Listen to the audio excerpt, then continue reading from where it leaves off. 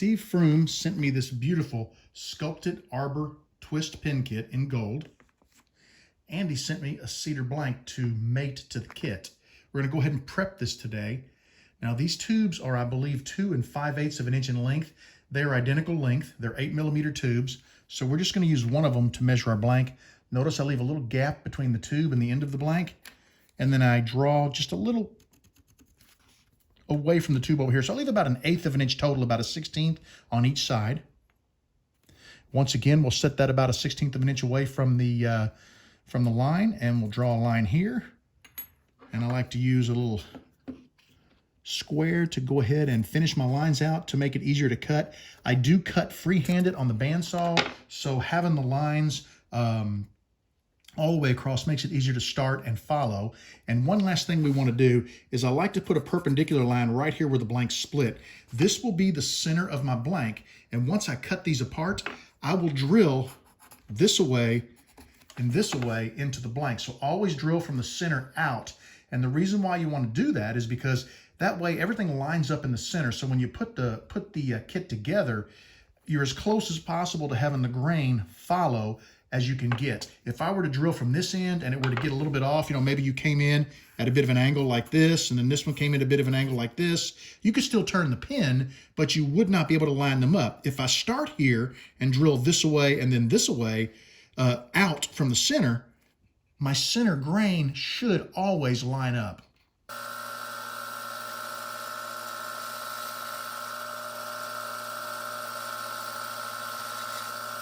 Remember where our blank met in the middle? We drew that perpendicular line. We want to split it open right there, and these are the 2 ends that we want to mark and find center.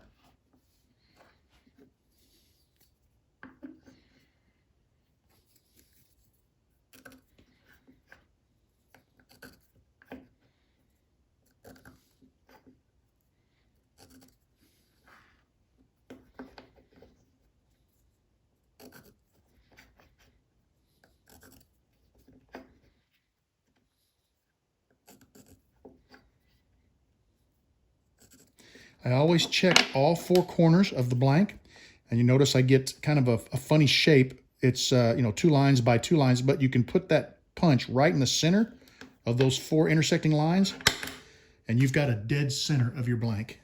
I've chucked up an 8mm bit, which is what this pin kit calls for. And the first thing I'm going to do is lower my bit, and I'm going to put the point of the bit right into the dimple that I made. And we do this to ensure that we've properly aligned the bit, and we're going to go right down the center. Now we're ready to drill.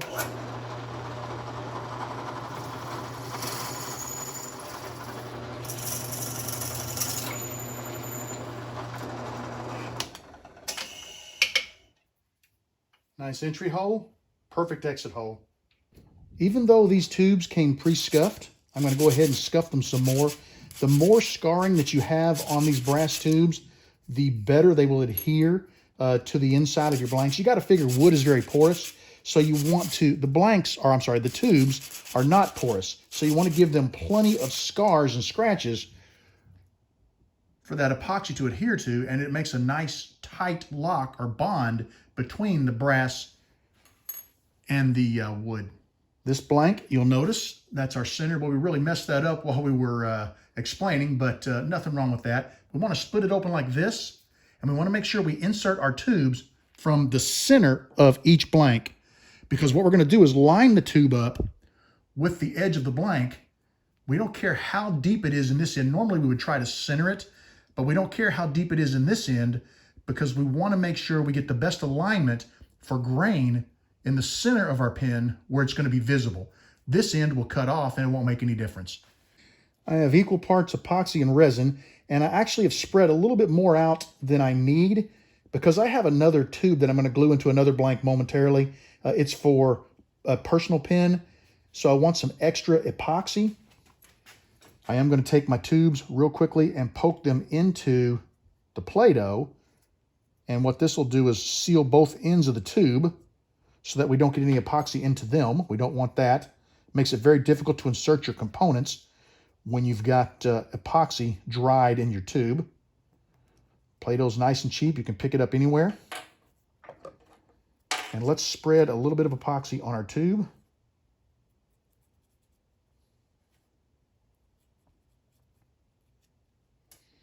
As we insert it into the blank from the center out, we're just going to move it back and forth and spread that epoxy.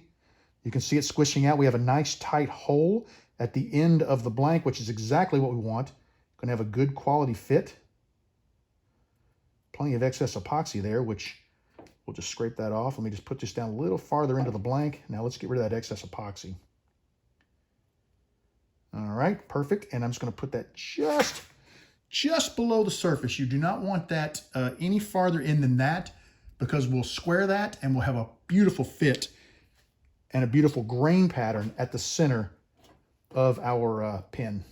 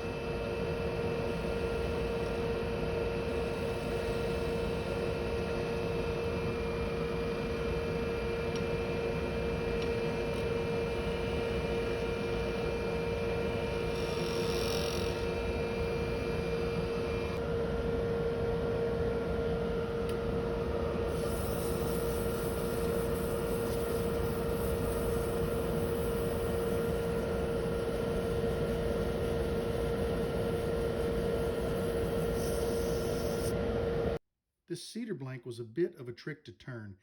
I would anchor my tool, and when I would do that, it would actually burnish a little stripe on the tool.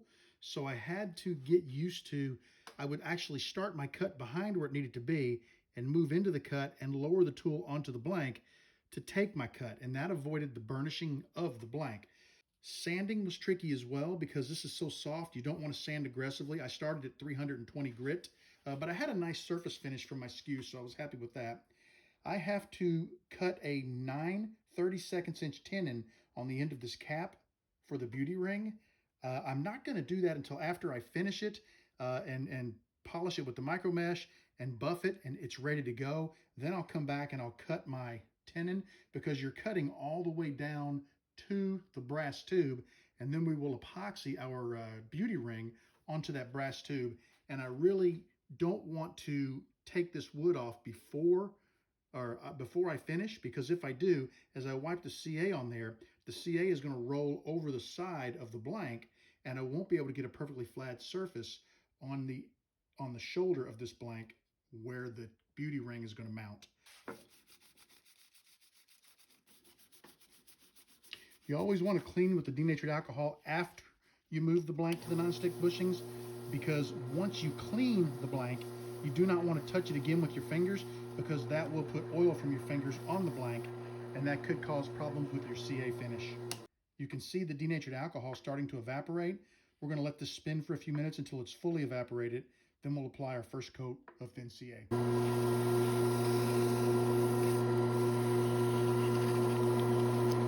And you immediately get a sense of what this blank is going to look like. I'm going to apply 4 more coats of thin and then 4 to 5 coats of medium, and we'll be ready to micro mesh this blank. I just finished applying CA to the blanks, got them back on the turning bushings, and I'm going to micro mesh them. I'll come back in a minute and show you what they look like. Micro meshing went well. The blank looks amazing, and it's ready for a little wax. I like to apply the wax with my finger, because now that I've micro meshed it down to 20,000, even a paper towel, it has a certain grit to it. I don't remember what that is, but it can actually scratch your blank. Your finger has no grit to it, so your finger is not going to put a scratch on your blank. I've got my buffing wheels on the lathe, and I've bumped the lathe speed up to about 1250 RPMs. I want to be able to build a little bit of heat while I'm buffing. Not too much, because we don't want to melt the CA, but just enough. I need to find a couple more of these buffing wheels. I'd like to replace mine. They have buffed a lot of pins, and I think it's about time that we swap them out for some new ones. Yeah, that's not too bad. Let's go get this put into a pin kit. Before we can assemble this pin, I need to cut a tenon on the lower end of the cap. And that tenon is for a trim ring. We're going to basically remove 9/32 of an inch of material all the way down to the tube. Now, the way I figured 9/32 and got it marked was I took a drill bit and I grabbed my calipers. I measured the diameter of the bit. Then I made a mark on my blank, started the lathe up with a pencil, and went ahead and let that mark go all the way around the blank. Now we're going to take a parting tool and we're going to remove the material.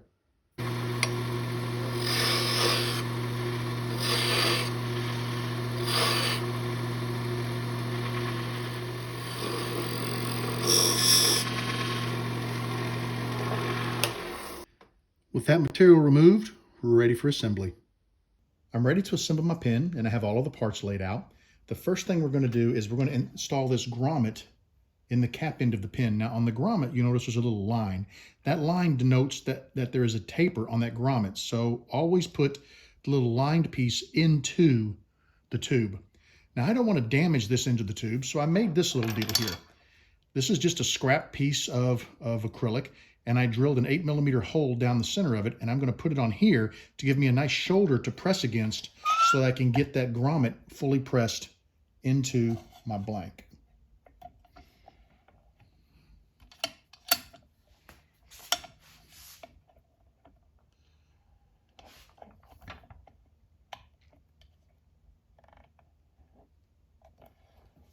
I'm going to flip this around because this has a little bit of a rubber flex to it, and this end is a harder material, and I want to make sure that grommet is flat. I'm going to bring it a little bit to the front. There we go. Because we want that to be flush with the blank. Now, normally you would glue this trim ring onto your tube. I don't want to do that. Ooh, it looks like I still have a little bit of glue on the end of there. I need to clean that glue off. I was just going to basically slide it on so that I could see how it looked. But let me clean this. It's either glue on the end of there, or potentially I flared it a little bit when I had it on the lathe cutting the tenon. So I'm going to work on that, and I'll come back and we'll slide that on. But before we do, let's go ahead and install our cap and our clip into the back of the pin. And this just threads in. Okay, that's going to be nice. For the front of the pin, I'm going to go ahead and install the nib first. Okay, and we'll get our, I think this one will do it. Yeah, should be fine. Once again, I want to use a bushing to give me just a little bit of support around the blanket, because this is cedar, and cedar is going to damage very easily.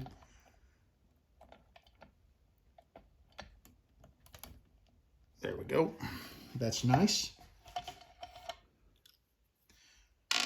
I'm ready to install this coupler into the front half of the pin, and the short end goes into the lower half of the pin.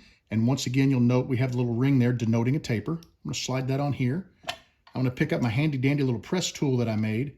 I'm going to slide that over here. And the reason why is this is very thin. Look at that. And the threads in there, if I damage that at all, it's just not going to work. So we're going to use this to give us a little shoulder to press against. And trust me, I did test the bushings, and the bushings just, they weren't large enough to go, they're only a 1/4 inch diameter. They weren't large enough to go over that little piece. And what this does, this lets me press against the shoulder of the coupler. And all of the pressure is on that shoulder right there, as opposed to being on the end of the blank. Let's get this little nubbin off of here. Slide our spring onto the refill, pop that in. We have a transmission right here. Thread that on. We'll work it a couple of times. You can hear that lubricant in there working the first couple of times you twist it. That's really nice. Nice extension on the pin. All right, that looks good. What I'm going to do now is I'm going to shut the camera off, and I'm going to go work on this. You can see how it's shiny there and it's dull there. I do not know, as I mentioned, whether that is glue or whether that is flared out from the bushing. So we're going to work on that. This should slide on, and I'm going to leave this loose for now because I don't know if I'm going to leave the pin as is or if I'm going to glue it on. But normally you'd put a little bit of epoxy inside of here and slide it on. And that is a tip I want to talk to you about. When you have to glue something onto your pin, do not put glue on the tube and slide it in, because when you do, the glue is going to squish back and come out, and it's going to be on your blank. Then you're going to have to clean it off without smearing your blank. Use a matchstick or something and put just a little bit inside of the piece that you're going to install, and then slide it together, okay? Any glue that comes out is going to come out on this side of the blank, if it comes out at all. It shouldn't. And you'll have a really nice fit, and you won't have to worry about a glue glob on your pin kit. So let me go work with my tube, and we'll come back in a second and install that trim ring. I've got a piece of 400 grit sandpaper, and we're just going to put it on the end of the tube. I'm just going to twist it.